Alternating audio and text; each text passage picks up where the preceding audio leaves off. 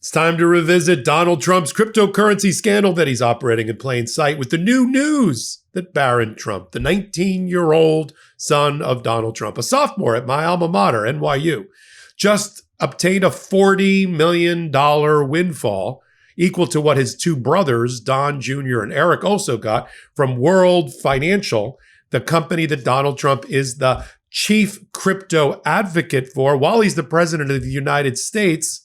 And we need to now explore it once again. Donald Trump has effectively doubled his net worth since he started running for office.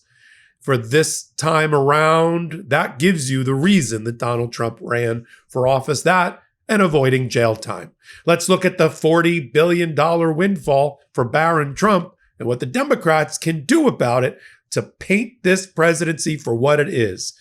The most corrupt presidency we've ever seen, a kleptocracy, not in the making, in the operation. And he has other people in his administration that are in it as well as co-conspirators. Steve Witkoff, he is your and my, effectively, Secretary of State. He's the guy, the former real estate developer, current real estate developer, who got Donald Trump into the cryptocurrency business. That's running around the Middle East when he's not promoting cryptocurrency, because that's where a lot of cryptocurrency deals take place. He's trying to settle and solve the wars in Ukraine, in Israel and Iran. Same Steve Witkoff, whose own son, Zachary, also got a windfall from World Financial. And let me just remind everybody, as recently as 2021, and just before that, Donald Trump said that cryptocurrency was, and I quote, a scam that was used by drug dealers and others to promote their nefarious industries. And now what do we have? Donald Trump is in the scam business by his own admission. I'm Michael Popok. You're on Legal AF. We kick off Sunday morning with a look at Barron Trump's $40 million. Donald Trump says Barron Trump is really, really smart. I mean, to be frank, I've never seen a family that had three Fredos at the top of the criminal organization like the Trump family. But in any event, Barron Trump, 19, going to my alma mater, right down the street on Fifth Avenue from where he lives. He doesn't live in the dorms like I did. He lives with mommy in Trump Tower. He was the genius, apparently, behind the cryptocurrency scheme. See, they're exploiting and pimping out their son. I mean, he's doing it willingly. He's got 40 million good reasons, if not more, as the heir apparent to Donald Trump to go along with this. But they put the 19-year-old in front of it in order to run interference. I mean, most presidents like to keep their kids hidden. And don't talk about Barron. Remember that when he was a younger boy? Oh, he seems very tall. He seems a little strange. Oh, you can't talk about him. He's a child. But now they're using the child to pimp out their cryptocurrency scheme. World Liberty Financial, which Donald Trump at one time founded and had a 75% stake, he's been selling off, as successful as it's been at selling meme coins and stable coins. These are the ways that Donald Trump lines his pocket. He's been selling off his stakes to third parties. We don't even know who they are. Let me repeat this. Donald Trump is in business with people that the president of the United States, that we don't even know who they are. And I assure you, they're probably foreign. Half of the people buying foreign currency, half of the people buying cryptocurrency under Donald Trump, whether it's meme coins like Trump with a dollar sign or anything else, are foreign. Justin's son, the guy that bought the banana for $40 million and ate it, he just invested $75 million into Donald Trump. And they're getting something in return. So he's in business. And why don't we know about it? Because who is the regulators for this? The Congress just tried to pass a bill to regulate the cryptocurrency industry because there's no regulator. The Securities and Exchange Commission had 12 active securities fraud cases, cryptocurrency fraud cases, and they've all been dismissed or stayed because Donald Trump is in charge of the Securities and Exchange Commission. Instead, they set up a stable coin, which is tied to the US dollar, regulator, which instantly benefited, I can't even believe Donald Trump didn't get in on this yet, instantly benefited a stable coin he doesn't own called Circle, which went up about 40% in trading on the public markets. I'm not here to tout it, I'm just talking about it, because of some sort of regulatory framework around stable coins. Donald Trump's Commerce Secretary, Howard Lutnick, is invested big in cryptocurrency. So is his company, Cantor Fitzgerald.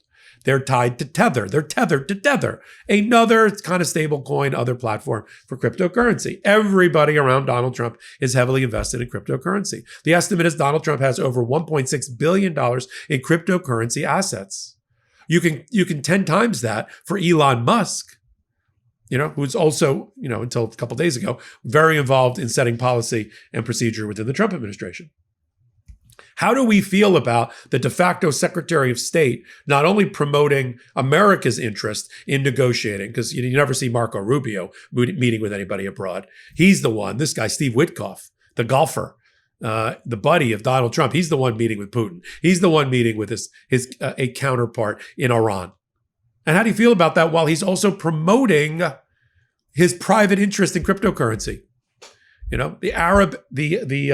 United Arab Emirates, UAE, invested $2 billion in Donald Trump's company, World Finance, offering to do a deal for a SoftBank investment, a notorious fund, but do it through Donald Trump so that he can get the VIG, he can get the commission. See, Donald Trump doesn't really care about the value of his meme coins, which have no backing, no gold standard, no US dollar, no assets behind it.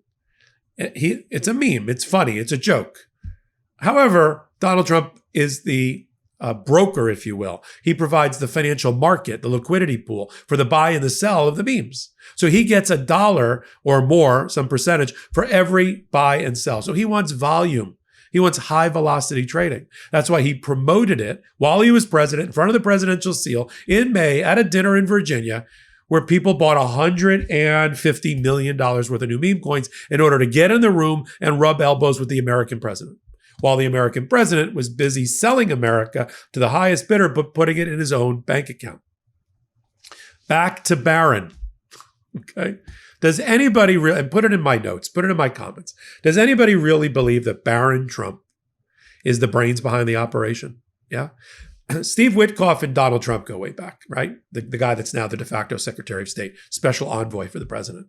He even testified in that fraud case. And we're still waiting, just to keep track of everything. We're still waiting for the first appellate division, which I'm a member of, in New York to make a ruling. It's going on 9 months now. It's unheard of, about whether the $450 million, now well over $500 million judgment against Donald Trump for civil fraud in New York is going to stand or not, or be cut down.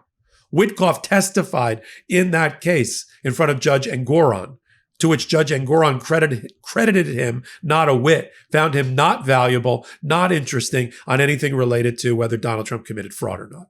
But that's to the lengths that Witkoff will go in order to support Donald Trump. Now being in business with him along with his son, they brought in 2 crypto pros, one of which went to jail to set up World Liberty. And then World Liberty issues meme coins, is in the stable coin business. They don't manufacture cryptocurrency, but they handle all of the platform and transactions related to it, all lining the pockets of Donald Trump and now Barron. The estimate for Barron is that he, along with his brothers, owns 7.5% of the holding company that owns these cryptocurrency assets. And he's entitled to it. But, I used to feel sorry for Barron, because he was kind of this gangly kid. He looked to be about 7 foot tall. People questioned his intellect, questioned other aspects of his development, if you know what I mean, when he was a child. And I was like, well, that's unfair. The kid's 11 or 12 or 10 or whatever he was supposed to be. But now I don't have any sympathy for the guy. He's out there. You hear Donald Trump touting his cryptocurrency skills. Oh, he's got 4 wallets. I don't even know what a wallet is. You don't know what a wallet is? You got $1.6 billion worth of assets in it. So the Democrats have to continue to hold Donald Trump's feet to the fire, hold hearings over this. You know what? Drag Barron Trump in. Try to find out what's going on between Barron Trump and his dad, and if Barron Trump influences policy, and how Donald Trump's lining his pockets through his family while he's president of the United States. Those are all good questions to ask. While we're watching Donald Trump make a declaration that there should be a special prosecutor to find out what happened during the 2020 election, after there's 60 lawsuits that prove that nothing happened during the 2020 election that would have been an outcome determinative fraud, Donald Trump's not letting it go because it's to his best interest to tear down and undermine the Democrats and Joe Biden's legacy.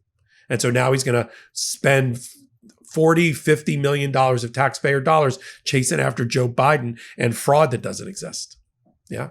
While the Democrats need to be holding these shadow hearings and calling these people to account. I'm going to continue to follow the cryptocurrency scandal operated in plain daylight by Donald Trump right here on Legal AF. Take a moment, hit the free subscribe button, watch us on Legal AF, the podcast. Until my next report, I'm Michael Popok. Can't get your fill of Legal AF? Me neither. That's why we formed the Legal AF Substack. Every time we mention something in a hot take, whether it's a court filing or a oral argument, come over to the Substack. You'll find the court filing and the oral argument there, including a daily roundup that I do called, wait for it, Morning AF. What else? All the other contributors from Legal AF are there as well. We got some new reporting. We got interviews. We got ad-free versions of the podcast and hot takes. Where? Legal AF on Substack. Come over now to free subscribe.